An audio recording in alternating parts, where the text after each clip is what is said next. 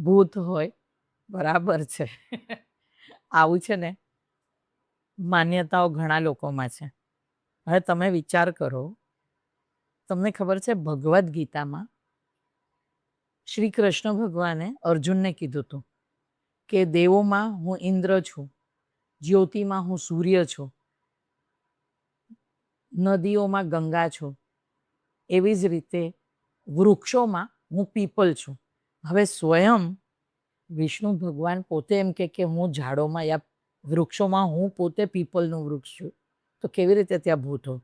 બીજી વસ્તુ કે આપણે પીપલને જળ ચડાવીએ છીએ અને એને શુભ માનીએ છીએ, કારણ એમ કહેવાય છે કે પીપલ એટલે કલયુગનું કલ્પવૃક્ષ. કારણ કે તમે ત્યાં જળ ચડાવો અને એમની પાસે પ્રાર્થના કરો તો પિતૃઓનો પણ ત્યાં વાસ હોય, તો તમને એના આશીર્વાદ મળે ને તમારી મનોકામના પૂર્ણ થાય. સાથે સાથે સ્કંદ પુરાણ અને પદ્મ પુરાણમાં તો પીપલને ખૂબ પૂજનીય પણ માનવામાં આવે છે. અને ઘણા લોકો તો એમ બી કહે છે કે પીપલમાં ત્રિદેવનો વાસ છે, બ્રહ્મા વિષ્ણુ ને મહેશ, મૂળમાં, થડમાં અને એની શાખાઓમાં. તો કેવી રીતે ત્યાં ભૂત હોઈ શકે?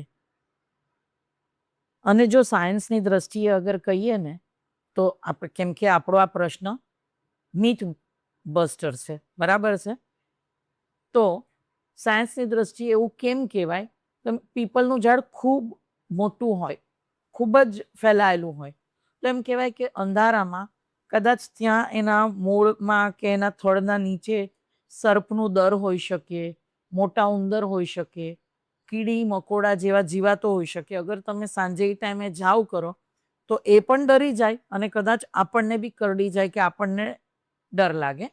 એટલે સાવચેતી માટે પહેલાના જમાનામાં વડીલોએ કહી દીધું કે ત્યાં આગળ ભૂત આવે છે. હકીકતમાં નથી. અને પીપલનું ઝાડ પણ સાંજ પછી બી ઓક્સિજન આપે છે, એટલે આમ એ આપણને નુકસાન કરતા નથી. બટ સાવચેતી એટલે રાખવી કે જીવજંતુ ન કરડે, બરાબર ને?